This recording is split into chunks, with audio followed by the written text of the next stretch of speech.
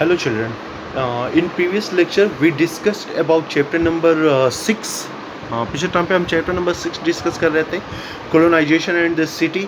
और मैंने आपको बताया था कि ब्रिटिश गवर्नमेंट के आने से कॉलोनी रूल्स आया है और उस कॉलोनी रूल्स ने किस प्रकार का इफेक्ट डाला है इंडियन सिटीज़ के पे, चाहे वो कलकत्ता हो, मद्रास हो या मुंबई हो, इन फ्यूचर में न्यू दिल्ली हो। स्पेशली हमने फोकस भी न्यू दिल्ली पे ही किया था और दिल्ली के तमाम पॉइंट्स को मैंने आपको समझाया था।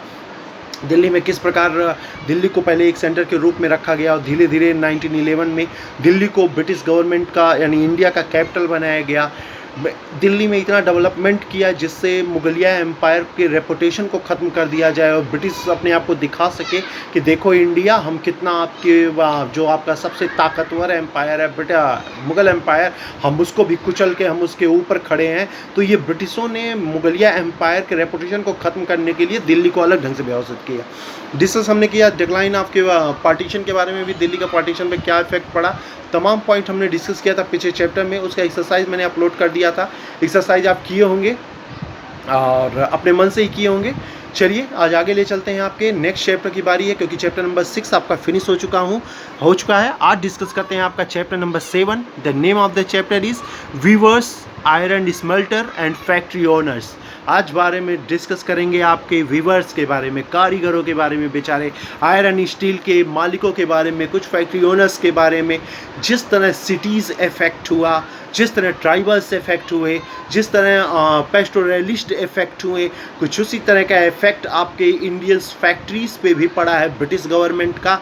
आज डिस्कस करेंगे उस पॉइंट को, किस प्रकार इंडियंस के सामान को ही इंडिया में बेचकर ब्रिटिश गवर्नमेंट उसका फ़ायदा उठाते थे, ये सब जानेंगे इस चैप्टर में।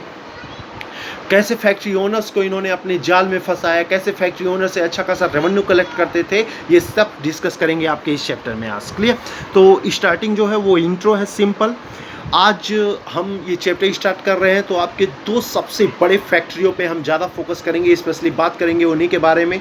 फर्स्ट वन टेक्सटाइल एंड दूसरा आयरन स्टील। आप जानते ही हैं अगर फैक्ट्री की बात की जाए तो ये दो सबसे बड़े फील्ड हैं किसी भी फैक्ट्री में, किसी भी इंडस्ट्रियलाइजेशन एरा में, किसी भी इंडस्ट्रियलाइजेशन में। अगर मैं बात करूं तो दो सबसे बड़े खनिज होते हैं यहाँ पे, एक होता है टेक्सटाइल और दूसरा होता है आयरन स्टील। किसी देश में अगर इन दोनों सामानों की पर्याप्त फैक्ट्रियां हो तो निश्चित तौर पे उस कंट्री को कभी हम पुअर कंट्री कह ही नहीं सकते, इतनी बड़ी इकोनॉमी लेकर आता है ये दोनों फैक्ट्रियां। क्लियर? आपको पता होना चाहिए इंडिया में बहुत बड़ा इंडिया कॉटन टेक्सटाइल का बहुत बड़ा हब था, नो डाउट बहुत बड़ा हब था। लेकिन कॉटन टेक्सटाइल के हब होने से इंडिया में वो इंडस्ट्रियलाइज एरा नहीं आ पाया। इंडस्ट्रियलाइजेशन की शुरुआत 1848 में हुई है ब्रिटेन में। 1848 में ब्रिटेन में पहला औद्योगिकीकरण हुआ है जिसे आप इंडस्ट्रियलाइजेशन कहते हैं। क्लियर?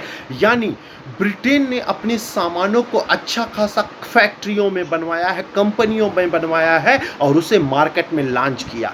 जिस दिन वो सामान मार्केट में लॉन्च हुआ निश्चित तौर पे वो अलग प्रकार का सामान था, उसकी डिमांड होने लगी और अच्छा खासा सामान वो अच्छा खासा उन सामान पे अच्छा खासा पैसा कमाने लगे। इसलिए वर्ल्ड में ब्रिटेन को वर्कशॉप ऑफ द वर्ल्ड बोलते हैं। क्लियर? ब्रिटेन को क्या बोलते हैं? वर्कशॉप ऑफ द वर्ल्ड, क्योंकि इंडस्ट्रियलाइजेशन एरा है ब्रिटेन और वहां बने सामान कुछ अलग प्रकार के थे। क्लियर? ये 1848 की बात है। आगे आपने देखा 1764 में बक्सर की लड़ाई हुई, 1757 में प्लासी की लड़ाई हुई। जब बक्सर की लड़ाई यहाँ समाप्त हुई तो ब्रिटिश गवर्नमेंट का अधिकार भारत के हर एक क्षेत्र पे हो गया। क्लियर? आपका ये नेक्स्ट हेडिंग है, ये नेक्स्ट हेडिंग का पॉइंट है ये Indians textile and world market. Clear? तो ये 1750 का समय है, 1750 का, अभी वो लेक्चर ले लूँगा कंटिन्यू। 1750 का समय है तो इंडिया सबसे बड़ा largest producer of cotton textile था। क्लियर? 1757 में बैटल ऑफ प्लासी हुआ, 1764 में बैटल ऑफ बक्सर हुआ, जहां ब्रिटेन ने इंडियंस स्टेट को डिफीट करके इंडिया पे अपना राज कायम किया। और उनकी आंखें तब चमक गई जब कलकत्ता में, कासिम बाजार, पटना में उन्होंने टेक्सटाइल का हब देखा। इन्होंने कहा इतना बड़ा कॉटन टेक्सटाइल यहाँ प्रोड्यूस किया जाता है, ये कॉटन है। उन्होंने उस कॉटन को उठाया और सीधे यहाँ से रॉ मटेरियल्स को भेज दिया ब्रिटेन में, जहां उसे अच्छे खासे उससे सामान निर्मित किए जाते थे और मार्केट में उसे भेज दिया गया। यूरोप के मार्केट में इंडियन कॉटन टेक्सटाइल से बने हुए जब सामान गए तो उस यूरोप में एक अलग प्रकार का वो कॉटन प्राप्त हुआ और यूरोप मार्केट में भयंकर डिमांड होने लगी इंडियन कॉटन टेक्सटाइल के बने इन सामानों की। ले तो भारत में तो ब्रिटिश राज कायम हुआ, इसलिए पूरे जो यहाँ कॉटन टेक्सटाइल थे इनका पूरा फ़ायदा ब्रिटेन ने उठाया है। हर एक प्रकार के वस्त्र बनवाए हैं उसने, हर एक प्रकार के सामान भेजे हैं यूरोप के मार्केट में, बड़ी डिमांड हुई।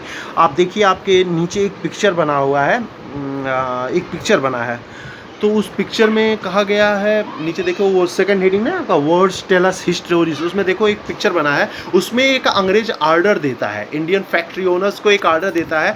ऑर्डर में वो कहता है मुझे 5,89,000 सिल्क मटेरियल चाहिए, सिल्क यार्ड मटेरियल चाहिए, क्लियर। और उस टाइप्स कितने होंगे, वो 98 सिल्क वैरायटीज उसमें होंगे। जो 5,89,000 जो उसने ऑर्डर दिया है सिल्क बंडल का, वो कितने होंगे, लगभग 98 वैरायटी उसमें है। और एक एक जो 5,89,000 है उसमें एक एक लगभग 20 यार्ड्स लॉन्ग है और 1 यार्ड चौड़ा है। अब सोचिए कितनी कॉटन टेक्सटाइल की मांग हुई है एक ही बार में ब्रिटेन के गवर्नमेंट के द्वारा। क्लियर, ये तो एक ऑर्डर है, ऐसे तमाम ऑर्डर, ये तो मंथली ऑर्डर है, हर मंथ ऐसे ऑर्डर भेजे जाते थे इंडियन गवर्नमेंट का। तो पहले क्या करते थे, इंडिया से रॉ मटेरियल्स उठाया, यहीं पे बनाते थे और बाहर ले जाके बेच देते थे। तो भैया यहाँ आप बना रहे हैं तो यहाँ के लेबर को पैसा, यहाँ के किंग को प्रॉफिट देना होता था। तो ब्रिटेन ने एक अलग ही फंडा अपनाया, उसने क्या किया, यहाँ के रॉ मटेरियल्स को उठाया, ब्रिटेन में ले जाके उसे बनाया, फिर वापस इंडिया में हिलाकर बेचते थे। सोचिए, हमारा कॉटन, हमारे प्रोडक्ट्स, सब कुछ हमारे, फैक्ट्री हमारी, और हमारे रॉ मटेरियल्स को ये ले जाते हैं सस्ते दामों पे, बाहर जाके बनाते हैं, क्यों, क्योंकि आपका इंडस्ट्रियलाइज एरा है, और बनाकर लाके भारत में ही बेचते हैं। 5 रुपए का रॉ मटेरियल खरीदा और उसे 500 रुपए में बेचा।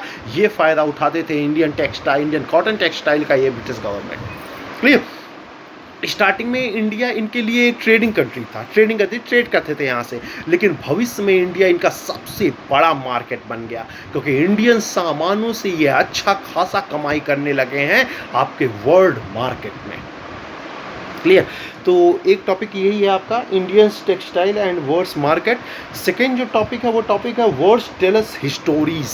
क्लियर, मतलब कॉटन के जो वर्ड है, कॉटन के जो नाम है, कॉटन टेक्सटाइल के जो नाम है, कई सारे नाम हैं, इन नामों ने खुद एक इतिहास बनाया है, एक हिस्ट्री बनाई है। क्लियर, क्योंकि कॉटन के कई ऐसे नाम हैं, जो वर्ल्ड हिस्ट्री में एक नया वर्ड लेकर आया, एक नया शब्द लेकर आया। क्लियर, जैसे कुछ कॉटन को क्या कहते हैं हम लोग, मलमल कहते हैं, कुछ कॉटन को हम लोग कहते हैं मलमल, कुछ लोग कहते हैं मलेन। क्लियर। तो जब अरब के जो मर्चेंट है, अरब के मर्चेंट ने अफगानिस्तान का एरा घूमा, इंडियंस का वो वेस्टर्न साइड का एरा घूमा, तो वो एक शहर गए थे मसूल। ठीक, कहाँ गए थे, मसूल। जब वो मसूल में गए तो उन्होंने देखा कॉटन का बना हुआ एक सॉल है, चादर है, ऐसे बने हुए, उसमें अच्छी खासी क्राफ्टिंग की गई है। तो उन्होंने जब उसे उठाया तो उठा के ऐसे मसला, उन्होंने कहा बड़ा सॉफ्ट है ये सॉल, बड़ा सॉफ्ट है ये, और उसे अपने साथ ले गए, और तो अपने देश में ले गए। उस देश के इंसानों ने पूछा ये क्या है, इन्होंने कहा ये है मसूल से मिला मसलन, मसलल यानी मखमल। ठीक है, जिसे आप मलमल बोलते हैं, मलमल कॉटन। क्लियर। तो मसूल वर्ड से एक वर्ड आ गया मसलन, जिसे आप मलमल भी कहते हैं, तो ये भी एक कॉटन का नाम है। क्लियर।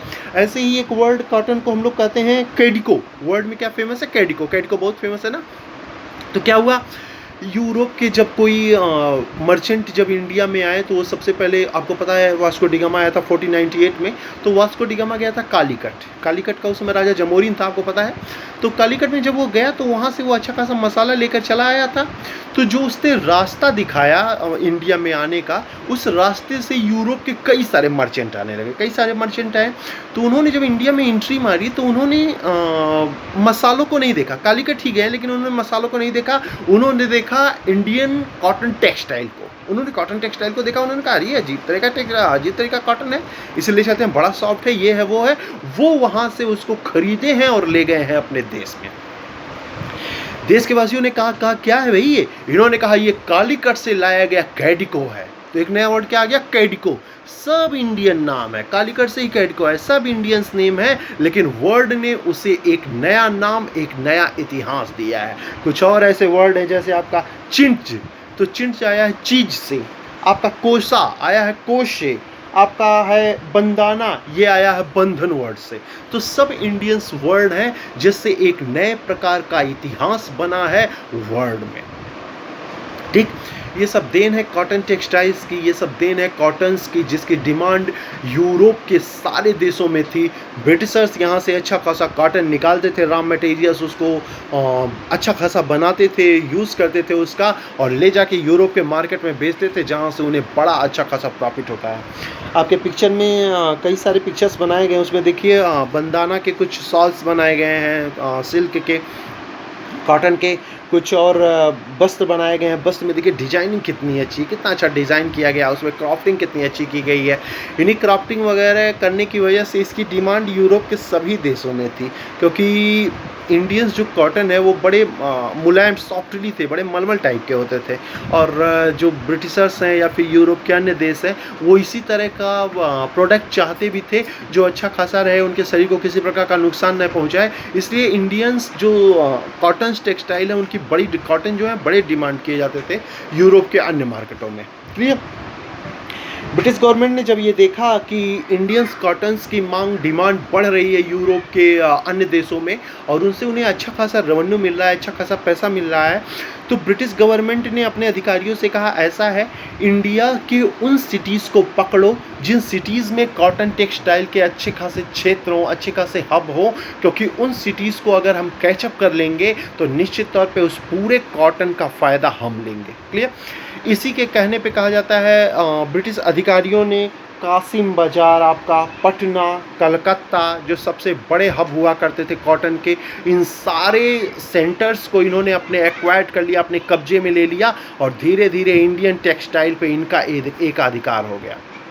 क्लियर?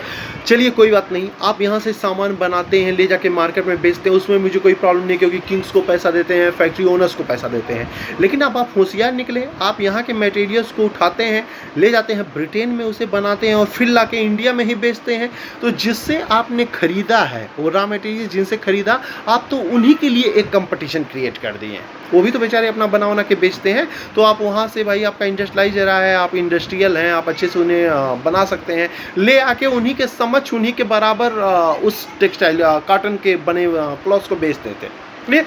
तो यहाँ के फैक्ट्री को बड़ा हार्म हुआ, बड़ा हानि हुआ, वो फैक्ट्री धीरे धीरे डोमिनेट होने लगी, गिरने लगी, उनका प्रॉफिट कम हो गया, क्योंकि ब्रिटेन के बनाए उनके कॉटन के प्रोडक्ट्स का कंपेयर यहाँ इंडियंस द्वारा बनाए वो नहीं कर पाते थे। क्यों? क्योंकि इंडिया में इंडस्ट्री जैसा अभी कोई उतना बड़ा चीज़ तो है नहीं, छोटी छोटी फैक्ट्रियाँ ही हैं, और आप ब्रिटेन के इंडस्ट्रियल का सामना नहीं कर पाएंगे। इसलिए इंडियन मार्केट में इंडियंस जो ट्रेडर थे उनके सामानों की डिमांड धीरे धीरे कम होने लगी, और कहा जाता है एक समय ऐसा आएगा कि फैक्ट्री ओनर्स की हालत ख़राब हो जाएगी, कई सारी फैक्ट्रियों को नीलाम कर दिया जाएगा, और इसी नीलामी का फ़ायदा ब्रिटिश गवर्नमेंट उठाएगा, उन्हें खरीदेगा और भविष्य में उनका यूज़ करेगा।